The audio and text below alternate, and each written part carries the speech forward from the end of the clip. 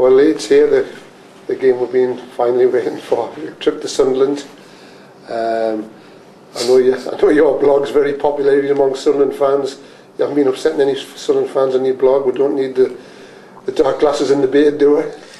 Might have to rustle one up, like, you know. But no, you never know. I mean, I think it's a great day, to be fair. If there's one thing that it's great at, it's the banter between the two sets of fans. You know, I wouldn't say it was friendly banter, but it's certainly, you know, unrivaled, isn't it, across the world in terms of I think this is the biggest derby in the world. I don't care about Celtic Rangers or Man City, Man United. This is what it's all about. I mean, this is pure hatred, isn't it?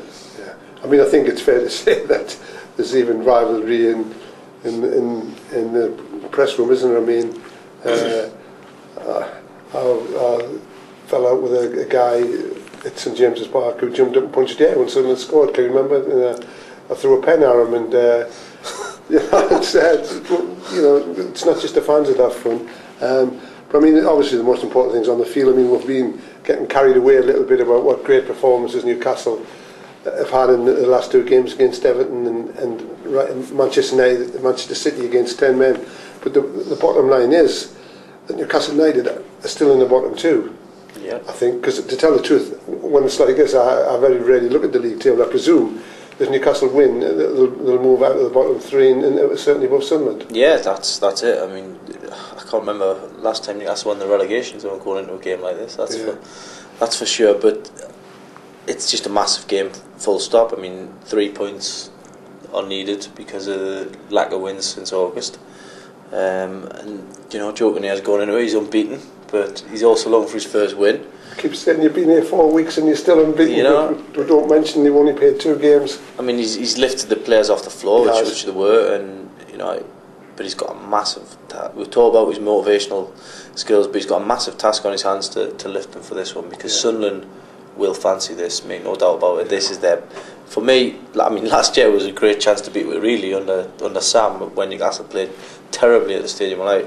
But this time, going into the game, this is the greatest chance they've got to beat us on their own patch since 1980. So I think a long time ago. I think the biggest threat to Newcastle is the law of averages. I mean, it's 79-80 since Sunderland beat Newcastle on their own ground, and I just think that every year I say this. I think the law of averages is the biggest threat. But I must admit, I'm an admirer of Kenwyne Jones.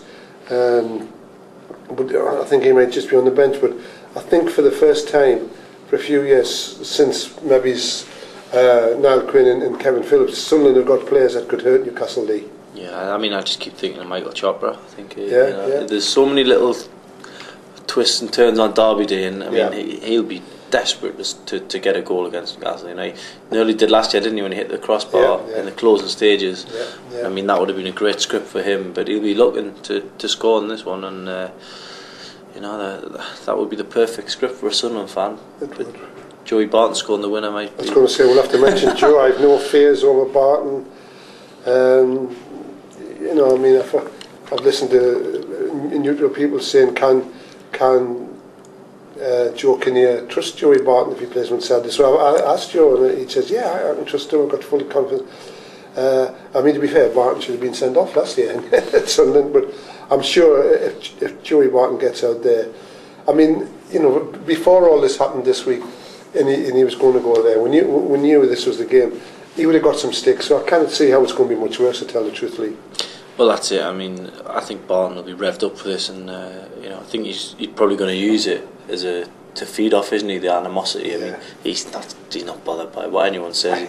He doesn't care, does he? Really? I mean, it's all water for ducks back for him. So it'll probably lift him, if anything. I mean, that's the thing with talented players, and don't forget he is still a talented footballer, which we haven't seen the best of. But talented players. He was a great player at Man City last season. There, I thought he carried them.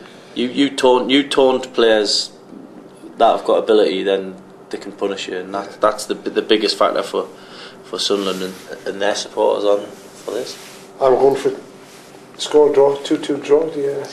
I'm going to predict Sunderland 1, Newcastle United 2. Well, we just heard that Habib Beye's red card by Rough has been rescinded, and I've got to say, I've got to applaud the FA Disciplinary and Regulatory Committee, whatever they call it, for this, because I mean, I thought it was a terrible decision. Of course, it doesn't help Newcastle on from Monday night. You know, they possibly could have went on and won with 11 men. But it's great news, because I know you're very close to Habib Beye. Great news for him to play on against Sunderland on Saturday. Yeah, it's a massive lift for him. I mean, he would have been devastated sitting watching in the stands. So now he's out on the pitch where he can do a good job, and it gives Joe Kinnear more options, doesn't it, as well? Yeah. And I think he'll be up for this one, you know, even more so that he's had to retire so early the other night after 12 minutes into his comeback game. Now he's got a full 90 minutes to go at it, and I'm sure he'll be on his best behaviour at the Stadium of Light.